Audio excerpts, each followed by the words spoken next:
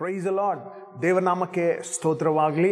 ಈ ಅಕ್ಟೋಬರ್ ತಿಂಗಳಿಗೆ ದೇವರು ನಮಗೆ ಕೊಟ್ಟಿರುವಂಥ ವಾಗ್ದಾನವನ್ನು ನಾವು ಧ್ಯಾನ ಮಾಡಲಿಕ್ಕಿದ್ದೇವೆ.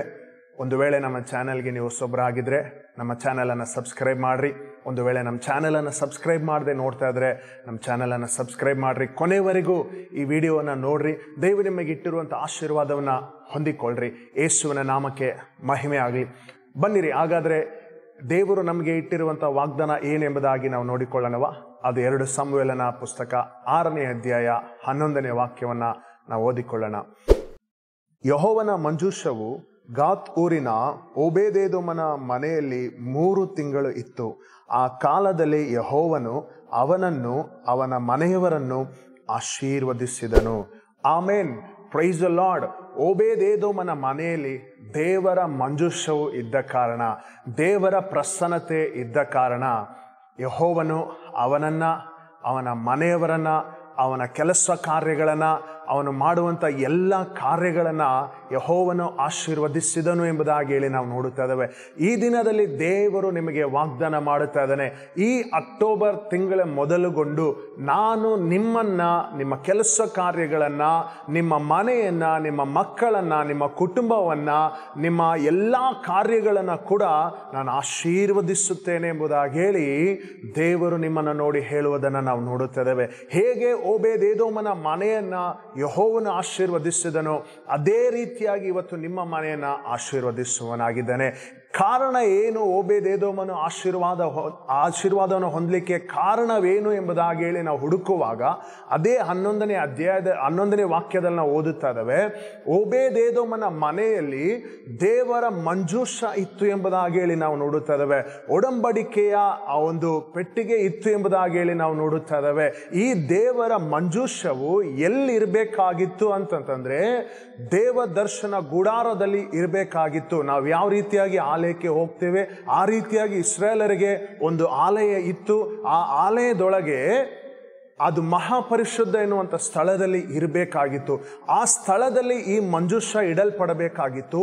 ಈ ಮಂಜೂಷದ ಮೇಲೆ ಕೃಪಾಸನ ಇರುವಂಥದ್ದಾಗಿದೆ. ಅದರ ಮೇಲೆ ದೇವರು ಕೂತುಕೊಂಡು ಇಸ್ರಾಯೇಲರೊಟ್ಟಿಗೆ ಮಾತನಾಡುವವನಾಗಿದ್ದನು. ಅದರ ಒಳಗೆ ಹೋಗ್ಲಿಕ್ಕೆ ಬರೀ ಮಹಾಯಾಜಕನಿಗೆ ಮಾತ್ರ ಪರ್ಮಿಷನ್ ಇತ್ತು, ಬೇರೆ ಯಾರಿಗೂ ಪರ್ಮಿಷನ್ ಇರಲಿಲ್ಲ. ಅದು ವರ್ಷದಲ್ಲಿ 1 ಸಾರಿ ಮಾತ್ರ ಹೋಗ್ಲಿಕ್ಕೆ ಅವನಿಗೆ ಅವಕಾಶ ಇತ್ತು. ಈ ಮಂಜೂಷವು ಹೇಗೆ ಹೊರಗಡೆ ಬಂತು ಎಂಬುದಾಗಿ ಹೇಳಿ ನಾವು ನೋಡುವುದಾದರೆ, ನೀವು 1ನೇ ಸಮುವೇಲ 4ನೇ ಅಧ್ಯಾಯದಿಂದ 7ನೇ ಅಧ್ಯಾಯ 1ನೇ ವಾಕ್ಯದವರೆಗೂ ನೀವು ಓದುವಾಗ ಇದರ ಘಟನೆಯನ್ನು ನೀವು ತಿಳ್ಕೊಳ್ಬಹುದು. ಈಗ ಇಸ್ರಾಯೇಲರಿಗೆ ವಿರುದ್ಧವಾಗಿ ಫಿಲಿಸ್ಟಿಯರು ಯುದ್ಧಕ್ಕೆ ಬರ್ತಾ ಇದ್ದಾರೆ. ಯುದ್ಧಕ್ಕೆ ಬಂದಂಥ ಸಮಯದಲ್ಲಿ ಈ ದೇವರ ದರ್ಶನ ಗುಡಾರದಿಂದ, ಮಹಾಪರಿಶುದ್ಧ ಸ್ಥಳದಿಂದ ಈ ಮಂಜೂಷ ಪೆಟ್ಟಿಗೆಯನ್ನು ತೆಗೆದುಕೊಂಡು ಬರ್ತಾ ಇದ್ದಾರೆ. ಯುದ್ಧಕ್ಕಾಗಿ ಹೋಗಬೇಕು, ನಾವು ದೇವರ ಪ್ರಸನ್ನತೆಯನ್ನು ನಾವು ಹೊತ್ತುಕೊಂಡು ಹೋಗುವಾಗ ನಮಗೆ ಜಯ ಸಿಗುತ್ತೆ ಎಂಬುದಾಗಿ ಹೇಳಿ ಹೊತ್ತುಕೊಂಡು ಹೋಗ್ತಾ ಇದ್ದಾರೆ. ಆದರೆ ಹೀನಾಯವಾದ ಸೋಲನ್ನು ಕಾಣ್ತಾ ಇದ್ದಾರೆ. ಈಗ ಈ ದೇವರ ಮಂಜೂಷವು ಶತ್ರುವಿನ ವಶವಾಯಿತು, ಫಿಲಿಸ್ಟಿಯರ ವಶ ಆಯಿತು ಎಂಬುದಾಗಿ ಹೇಳಿ ನಾವು ನೋಡುತ್ತಾ ಇದ್ದೇವೆ.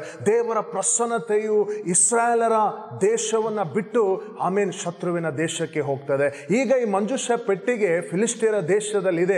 ಫಿಲಿಸ್ಟಿಯರ ದೇಶದಲ್ಲಿ ಬಹಳ ಗಲಿಬಿಲಿ ಆಗ್ತದೆ, ಬಹಳ ಗೊಂದಲ ಆಗ್ತದೆ, ಅನಾರೋಗ್ಯಗಳು ಬಹಳ ಉಂಟಾಗ್ತದೆ. ಯಾವುದಕ್ಕಾಗಿ ಈ ರೀತಿಯಾಗಿ ಆಗ್ತದೆ ಎಂಬುದಾಗಿ ಹೇಳಿ ಎಲ್ಲರೂ ಕೂಡಿ ಡಿಸ್ಕಸ್ ಮಾಡುವಾಗ ಇದು ಈ ಮಂಜೂಷ ಪೆಟ್ಟಿಗೆ ಇರುವುದರ ನಿಮಿತ್ತವಾಗಿ ಈ ರೀತಿ ಆಗ್ತದೆ ಎಂಬುದಾಗಿ ಹೇಳಿ ಅದನ್ನು ತಿರುಗಿ ಇಸ್ರಾಯೇಲ್ ದೇಶಕ್ಕೆ ಕಳಿಸ್ತಾ ಇದ್ದಾರೆ. ಇಸ್ರಾಯೇಲ್ ದೇಶದ ಗುಡ್ಡದಿಂದ ಅದು ಇಳಿದು ಬರ್ತಾ ಇರೋದನ್ನು ನಾವು ನೋಡುತ್ತಾ ಇದ್ದೇವೆ. ಈಗ ಈ ಮಂಜೂಷದ ಪೆಟ್ಟಿಗೆ ಫಿಲಿಸ್ಟಿಯರು ಇಸ್ರಾಯೇಲ್ ದೇಶಕ್ಕೆ ಕಳಿಸ್ತಾ ಇದ್ದಾರೆ. ಕಳುಹಿಸುವಂಥ ಸಮಯದಲ್ಲಿ ಇಸ್ರಾಯೇಲರು ಅದನ್ನು ನೋಡಿ ಬಹಳ ಸಂತೋಷ ಪಡ್ತಾ ಇದ್ದಾರೆ. ಆದರೆ ಅದನ್ನು ಸರಿಯಾಗಿ ಹ್ಯಾಂಡಲ್ ಮಾಡದೇ ಇರೋದರ ನಿಮಿತ್ತವಾಗಿ ಅಲ್ಲಿ ಅನೇಕ ಜನರು ಸಾಯ್ತಾ ಇರೋದನ್ನು ನಾವು ನೋಡ್ತಾ ಇದ್ದೇವೆ. ಈ ಕಾರಣದಿಂದ ಈ ಮಂಜೂಷ ಪೆಟ್ಟಿಗೆಯನ್ನು ಏನು ಮಾಡ್ತಾ ಇದ್ದಾರೆ ಅಂದರೆ, ಅಭಿನಾದಾಬನ ಎನ್ನುವಂಥ ಒಬ್ಬ ವ್ಯಕ್ತಿಯ ಮನೆಯಲ್ಲಿ ಈ ಮಂಜೂಷ ಪೆಟ್ಟಿಗೆಯನ್ನು ಇಡ್ತಾರೆ. ಈಗ ಹೀಗೆ ಕಾಲಗಳು ಕಳೆಯಿತು. ಸಮುವೇಲನ ಪ್ರವಾದಿ ಮೃತ ಹೊಂದಿದ, ಸೌಲ ರಾಜನು ಮೃತ ಹೊಂದಿದ್ರು. ಈ ರೀತಿಯಾಗಿ 40 ವರ್ಷಗಳು ಕಳೆದೋಯ್ತು ಎಂಬುದಾಗಿ ಹೇಳಿ ನಾವು ನೋಡುತ್ತಾ ಇದ್ದೇವೆ.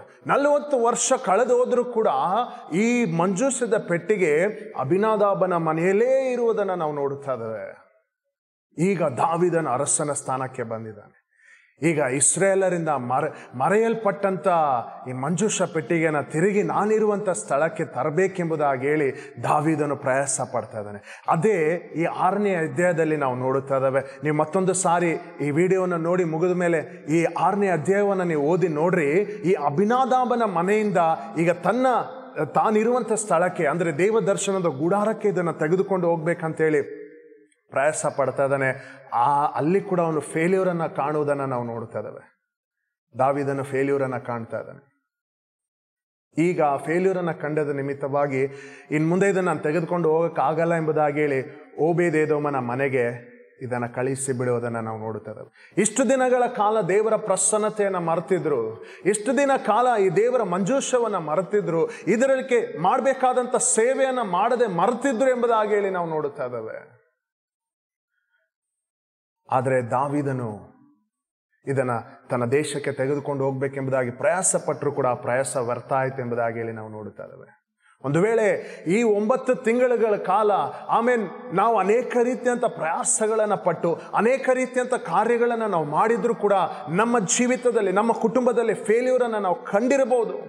ಆದರೆ ದೇವರು ಈ ತಿಂಗಳಲ್ಲಿ ವಾಗ್ದಾನ ಮಾಡುತ್ತಾ ಇದ್ದಾನೆ, ಓಬೇದೇದೋಮನ ಮನೆಯನ್ನು ಯಾವ ರೀತಿಯಾಗಿ ಆಶೀರ್ವದಿಸಿದನೋ ಅದೇ ರೀತಿಯಾಗಿ ನಿಮ್ಮ ಮನೆಯನ್ನು ದೇವರು ಆಶೀರ್ವದಿಸೋನಾಗಿದ್ದಾನೆ. Hallelujah, praise the Lord. ದೇವನಾಮಕ್ಕೆ ಸ್ತೋತ್ರವಾಗಲಿ. ಆಮೆನ್. ದೇವರು ಈ ಮನೆಯನ್ನು ಆಶೀರ್ವದಿಸೋದಕ್ಕೆ ಕಾರಣ ಏನು ಅಂತಂತಂದ್ರೆ, ದಾವೀದನು ಪ್ರಯಾಸ ಪಡ್ತಾ ಇದ್ದಾನೆ ಈಗ ಇಸ್ರೇಲ್ ದೇಶಕ್ಕೆ ತೆಗೆದುಕೊಂಡು ಹೋಗ್ಲಿಕ್ಕೆ. ಈಗ ತೆಗೆದುಕೊಂಡು ಹೋಗ್ಲಿಕ್ಕೆ ಪ್ರಯಾಸ ಪಟ್ಟರು, ಫೇಲ್ಯೂರ್ ಆಗಿದೆ. ಆದರೆ ದೇವ್ರು ಏನು ಆಸೆ ಪಡ್ತಾ ಇದ್ದಾನೆ ಅಂದರೆ, ನಾನು ಇಸ್ರಾಯೇಲರ ಮಧ್ಯದಲ್ಲಿ ವಾಸ ಮಾಡಬೇಕು, ಅದಕ್ಕೆ ನಾನು ಜಸ್ಟ್ ಸ್ಯಾಂಪಲ್ ತೋರಿಸ್ತೀನಿ ಹೇಗೆ ನಾನು ನಿಮ್ಮ ಮಧ್ಯದಲ್ಲಿ ನಾನು ವಾಸ ಮಾಡ್ತಾ ಇದ್ರೆ ಏನೆಲ್ಲ ಆಶೀರ್ವಾದ ಬರುತ್ತೆ ಎಂಬುದಾಗಿ ಹೇಳಿ ಓಬೇದೇದೋಮನನ್ನ 3 ತಿಂಗಳ ಕಾಲ ಅವನ ಮನೆಯನ್ನು ಆಶೀರ್ವದಿಸಿದ್ದಾನೆ ಎಂಬುದಾಗಿ ಹೇಳಿ ನಾವು ನೋಡ್ತಾ ಇದ್ದೇವೆ. Hallelujah, amen. ಇನ್ನು ಈ ವರ್ಷ ಮುಗಿಲಿಕ್ಕೆ 3 ತಿಂಗಳ ಕಾಲ ಇದೆ ಪ್ರೀತಿಯ ದೇವ ಜನರೇ. ಆದ್ದರಿಂದ ಈ 3 ತಿಂಗಳುಗಳ ಕಾಲ ನಾವು ಹೆಚ್ಚಾದ ಸಮಯ ದೇವರ ಪ್ರಸನ್ನತೆಗೆ ನಾವು ಕೊಡೋಣ, ಪ್ರಾರ್ಥನೆಗೆ ಸಮಯ ಕೊಡೋಣ, ದೇವರ ವಾಕ್ಯಕ್ಕೆ ಸಮಯ ಕೊಡೋಣ, ಉಪವಾಸ ಪ್ರಾರ್ಥನೆಗೆ ನಾವು ಸಮಯ ಕೊಡೋಣ. ನಾವಿನ್ನು ದೇವರ ಹತ್ತಿರ ಹೇಗೆ ಹೋಗ್ಬೇಕನ್ನುವುದನ್ನು ಆ ವಿಷಯದಲ್ಲಿ ನಾವು ಪ್ರಯಾಸ ಪಡೋಣ. ಇಷ್ಟರವರೆಗೆ ನಾವು ಲೋಕದಲ್ಲಿ ಏನೇನೆಲ್ಲ ಪ್ರಯಾಸ ಪಟ್ಟೆವೋ ಆ ಪ್ರಯಾಸವನ್ನು ಸ್ವಲ್ಪ ಮಟ್ಟಿಗೆ ನಿಲ್ಲಿಸಿ ಈ 3 ತಿಂಗಳ ಕಾಲ ನಾವು ದೇವರ ಪ್ರಸನ್ನತೆಯಲ್ಲಿ ಸಮಯವನ್ನು ಹೆಚ್ಚಾಗಿ ನಾವು ಕಳೀಲಿಕ್ಕೆ ಪ್ರಾರಂಭ ಮಾಡೋಣ. ಆಗ ದೇವರು ನಮ್ಮ ಮನೆಯನ್ನು ಆಶೀರ್ವದಿಸ್ತಾ ಇದ್ದಾನೆ. ಹಲ್ಲೆಲೂಯಾ. ಇವತ್ತು ನೀವು ಆಶೀರ್ವಾದವನ್ನು ಕಾಣಬೇಕು ಅಂತಂತಂದ್ರೆ ಲೋಕಕ್ಕೆ ಕೊಡಬೇಕಾದಂಥ ಒಂದು ಸಮಯವನ್ನು ಕಮ್ಮಿ ಮಾಡಿ ದೇವರಿಗೆ ಕೊಡಬೇಕಂತ ಸಮಯವನ್ನು ನಾವು ಹೆಚ್ಚಿಸೋಣ. ಆಗ ಇಲ್ಲಿರುವಂಥ ಲೋಕದ ಕಾರ್ಯಗಳು, ಆಶೀರ್ವಾದದ ಕಾರ್ಯಗಳು ಹೆಚ್ಚಿಸುವಂಥದ್ದಾಗಿದೆ. ಯಾವಾಗ ದೇವರ ವಿಷಯ ಕಡಿಮೆ ಆಗ್ತಾ ಹೋಗ್ತದೋ ಆಗ ಲೋಕದ ಕಾರ್ಯಗಳು ಕೂಡ ಕಡಿಮೆ ಆಗ್ತಾ ಹೋಗ್ತದೆ. ಈ ಆಶೀರ್ವಾದದ ನಿಮಿತ್ತ ಓಬೇದೇದೋಮನ ಮನೆಯಲ್ಲಿ ದೇವರು ಆಶೀರ್ವಾದವನ್ನು ಕೊಟ್ಟದರ ನಿಮಿತ್ತ ಅದಕ್ಕೆ ಏನಾಯ್ತು ಎಂಬುದಾಗಿ ಹೇಳಿ ನಾವು ಮುಂದಿನ ವಾಕ್ಯಗಳಲ್ಲಿ ನಾವು ಓದುವಂಥ ಸಮಯದಲ್ಲಿ 12ನೇ ವಾಕ್ಯದಲ್ಲಿ ನಾವು ಓದುವಂಥ ಸಮಯದಲ್ಲಿ ಈ ರೀತಿಯಾಗಿ ಬರೆಯಲ್ಪಟ್ಟಿದೆ. ಯೆಹೋವನು ಹೀಗೆ ತನ್ನ ಮಂಜೂಷದ ದೆಸೆಯಿಂದ ಓಬೇದೇದೋಮನನ್ನು ಅವನಿಗಿರುವುದೆಲ್ಲವನ್ನು ಆಶೀರ್ವದಿಸಿದ್ದಾನೆಂಬ ವರ್ತಮಾನವು ದಾವೀದನಿಗೆ ಮುಟ್ಟಿದಾಗ ಅವನು ಹೋಗಿ ಓಬೇದೇದೋಮನ ಮನೆಯಲ್ಲಿದ್ದ ದೇವರ ಮಂಜೂಷವನ್ನು ಉತ್ಸಾಹದಿಂದ ದಾವೀದ ನಗರಕ್ಕೆ ತಂದನೆಂಬುದಾಗಿ ಹೇಳಿ ನಾವು ನೋಡುತ್ತಾ ಇದ್ದೇವೆ. ಯಾವಾಗ ಓಬೇದೇದೋಮನ ಮನೆಯನ್ನು ದೇವರು ಆಶೀರ್ವದಿಸಿದ್ದಾನೆ ಎಂಬುದಾಗಿ ಹೇಳಿ ದಾವೀದನು, ಅಂದರೆ ಅರಸನಾದ ದಾವೀದನು ಅದನ್ನು ಕೇಳಿದನು, ಆ ಸುದ್ದಿಯನ್ನು ಕೇಳಿದನು, ಆಗ ಅರಸನಾದ ದಾವೀದನು ಓಬೇದೇದೋಮನ ಮನೆಯನ್ನು ಸ್ವತಃ ಹುಡುಕಿಕೊಂಡು ಬರ್ತಾ ಇದ್ದಾನೆ. ಆಮೇನ್. ನಾನಾಗಲೇ ಹೇಳಿದಾಗೆ ದೇವರ ವಿಷಯವಾದಂಥ ಕಾರ್ಯಗಳನ್ನು ನಾವು ಯಾವಾಗ ಹೆಚ್ಚಿಸುತ್ತೇವೋ ಆಗ ಲೋಕದ ಸಂಬಂಧ ಕಾರ್ಯಗಳು ನಮ್ಮಲ್ಲಿ ಹೆಚ್ಚಾಗ್ತದೆ. ಅರಸನು ಹುಡುಕಿಕೊಂಡು ಬರ್ತಾ ಇದ್ದಾನೆ ಓಬೇದೇದೋಮನ ಮನೆಗೆ. ನಿಮ್ಮ ಮನೆಯಲ್ಲಿ ಆಶೀರ್ವಾದ ಹೆಚ್ಚಾಗುವಾಗ ನಿಮ್ಮನ್ನು ಹೀಯಾಳಿಸಿ, ನಿಮ್ಮನ್ನು ಅವಮಾನಪಡಿಸಿ, ನಿಮ್ಮನ್ನು ನಿಂದೆ ಮಾಡಿ ನಿಮ್ಮನ್ನು ಹಾಡ್ಕೊಂಡವರೆಲ್ಲರೂ ನಿಮ್ಮನ್ನು ಹುಡುಕಿಕೊಂಡು ಬರ್ತಾರೆ. ಏ ಅಕ್ಕ, ಏ ಅಣ್ಣ, ಹೇಗೆ ನೀನು ಈ ಆಶೀರ್ವಾದ ಹೊಂದ್ಕೊಂಡೆ, ಅಲ್ಲೆಲ್ಲೂ ಎಲ್ಲರೂ ನಿಮ್ಮನ್ನ ಹುಡುಕೊಂಡು ಬರ್ತಾರೆ. ನಿಮ್ಮ ಸ್ಥಿತಿ ಹೀಗಿದೆ ಎಂಬುದಾಗಿ ಹೇಳಿ ಬಿಟ್ಟೋದವರೆಲ್ಲ ನಿಮ್ಮನ್ನ ಹುಡುಕೊಂಡು ಬರ್ತಾರೆ. ಆಮೆನ್. Praise the Lord. ನೀವು ಕಳ್ಕೊಂಡಂತ ಆಶೀರ್ವಾದಗಳೆಲ್ಲ ನಿಮ್ಮನ್ನು ಹುಡುಕಿಕೊಂಡು ಬರ್ತವೆ. ನೀವು ಕಳ್ಕೊಂಡಂತ ಆರೋಗ್ಯ ಎಲ್ಲ ನಿಮ್ಮನ್ನು ಹುಡುಕಿಕೊಂಡು ಬರ್ತದೆ. ನೀವು ಕಳ್ಕೊಂಡಂತ ಸ್ಥಾನಮಾನಗಳನ್ನು ದೇವರೇ ನಿಮ್ಮ ಮನೆಗೆ ಕಳಿಸ್ಕೊಡ್ತಾನ್ರಿ. ಇವತ್ತೊಂದು ವೇಳೆ ನೀವು ಫೇಲ್ಯೂರಲ್ಲಿ ಇದ್ದೀರಾ, ನನ್ನ ಲೈಫ್ ಫೇಲ್ ಆಗಿದೆ ಎಂಬುದಾಗಿ ಹೇಳಿ ಅನ್ಕೊಂಡಿದ್ದೀರಾ. ಫೇಲ್ಯೂರ್ ಆಫ್ಟರ್ ಫೇಲ್ಯೂರ್ ಆದ್ಮೇಲೆ ಫೇಲ್ಯೂರ್ ಆಗ್ತದೆ. ಪ್ರತಿ ವರ್ಷ ನಾನು ಏನೋ ಒಂದು ವಿಷಯವನ್ನು ನಾನು ನೋಡ್ತಾ ಇದ್ದೇನೆ, ಅದು ಪ್ರತಿ ವರ್ಷ ಫೇಲ್ಯೂರ್ ಆಗ್ತಾನೇ ಇದೆ ಎಂಬುದಾಗಿ ಹೇಳಿ ನೀವು ಅನ್ಕೊಂಡಿದ್ದೀರಾ. ಈ ವಿಷಯವನ್ನು ನೀವು ಪ್ರಾಕ್ಟೀಸ್ ಮಾಡಲು ಪ್ರಾರಂಭ ಮಾಡ್ರಿ. ದೇವರ ವಿಷಯಕ್ಕೆ ಹೆಚ್ಚಾದ ಸಮಯವನ್ನು ನೀವು ಕೊಡ್ಲಿಕ್ಕೆ ಪ್ರಾರಂಭ ಮಾಡ್ರಿ. ಆಗ ನಿಮ್ಮ ಜೀವಿತದಲ್ಲಿ ದೇವರ ಆಶೀರ್ವಾದವೂ ಕೂಡ ಹೆಚ್ಚಾಗ್ತದೆ. ನಿಮ್ಮ ಲೈಫಲ್ಲಿ ಸಕ್ಸಸ್ ಅನ್ನ ನೀವು ಕಾಣ್ತೀರಾ. ಫೇಲ್ಯೂರ್ ಅನ್ನೋದು ಹೋಗಿ ಸಕ್ಸಸ್ ನಿಮ್ಮ ಜೀವಿತದಲ್ಲಿ ಬರ್ತದೆ. ಹೇಗೆ ಓಬೇದೇದೋಮನ ಮನೆಯನ್ನು ದೇವರ ಆಶೀರ್ವದಿಸಿದನು ದೇವರ ಮಂಜೂಷದ ಪೆಟ್ಟಿಗೆಯ ನಿಮಿತ್ತವಾಗಿ. ದೇವರ ಪ್ರಸನ್ನತೆ ನಿಮಿತ್ತವಾಗಿ ಹೇಗೆ ದೇವರು ಓಬೇದೇದೋಮನ ಮನೆಯನ್ನು ಆಶೀರ್ವದಿಸಿದನು, ಅದೇ ರೀತಿಯಾಗಿ ನಿಮ್ಮ ಮನೆಯನ್ನು ಕೂಡ ಈ ತಿಂಗಳಲ್ಲಿ ಆಶೀರ್ವದಿಸುವವನಾಗಿದ್ದಾನೆ. ನಿಮ್ಮ ಕುಟುಂಬವನ್ನು ಆತನು ಕಟ್ಟಿ ಎಬ್ಬಿಸುವವನಾಗಿದ್ದಾನೆ. ಎಲ್ಲಿ ದೇವರ ಪ್ರಸನ್ನತೆ ಇದೆಯೋ, ಎಲ್ಲಿ ದೇವರ ಪ್ರಸನ್ನತೆ ಕಾರ್ಯ ಮಾಡ್ತತೋ, ಅಲ್ಲಿ ದೇವರು ತನ್ನ ಕಾರ್ಯವನ್ನು ಮಾಡುವವನಾಗಿರುತ್ತಾನೆ. ನಾವು ದೇವರನ್ನು ಬಿಟ್ಟು ಬೇರೆ ಎಲ್ಲ ಕಾರ್ಯಗಳಕ್ಕೆ ನಾವು ಪ್ರಯಾಸ ಪಡುವುದಾದರೆ ನಾವು ಆಶೀರ್ವಾದವನ್ನು ಕಾಣಲಿಕ್ಕೆ ಸಾಧ್ಯವಿಲ್ಲ. ಈ ದಿನದಲ್ಲಿ ನಿಮ್ಮನ್ನು ನೀವು ಒಪ್ಪಿಸಿಕೊಡ್ರೆ, ಹೌದು ಸ್ವಾಮಿ, ನಾನು ಪ್ರಾರ್ಥನೆ ಮಾಡುವುದನ್ನು ಕಡಿಮೆ ಮಾಡಿದ್ದೇನೆ, ವಾಕ್ಯ ಓದುವುದನ್ನು ನಾನು ಕಡಿಮೆ ಮಾಡಿದ್ದೇನೆ, ಉಪವಾಸ ಮಾಡುವುದನ್ನು ನಾನು ಕಡಿಮೆ ಮಾಡಿದ್ದೇನೆ, ಇನ್ಮೇಲಿಂದ ನಾನು ಅದನ್ನು ಸರಿಯಾಗಿ ಮಾಡ್ತೇನೆ ಎಂಬುದಾಗಿ ಹೇಳಿ ನಿಮ್ಮ ಜೀವಿತಗಳನ್ನು ಒಪ್ಪಿಸಿಕೊಡ್ರೆ, ನಿಮ್ಮ ಜೀವಿತದಲ್ಲಿ ಇನ್ನು 3 ತಿಂಗಳಲ್ಲಿ ದೇವರ ಆಶೀರ್ವಾದವನ್ನು ನಿಮ್ಮ ಜೀವಿತದಲ್ಲಿ ತರುವುದಕ್ಕೆ ದೇವರು ಶಕ್ತನಾಗಿದ್ದಾನೆ. ಪ್ರಾರ್ಥನೆ ಮಾಡಿಕೊಳ್ಳೋಣ. ಸರ್ವಶಕ್ತನಾದ ದೇವರೇ, ಈ ಒಳ್ಳೆಯ ಸಮಯಕ್ಕಾಗಿ ನಿನಗೆ ಸ್ತೋತ್ರ ಮಾಡ್ತದವೆ. ಕೇಳಿದಂಥ ವಾಕ್ಯದ ಮೇರೆಗೆ ನಿನ್ನ ಪ್ರಸನ್ನತೆ ಇವರ ಮನೆಯಲ್ಲಿ ಇಳಿದು ಬರಲಿ.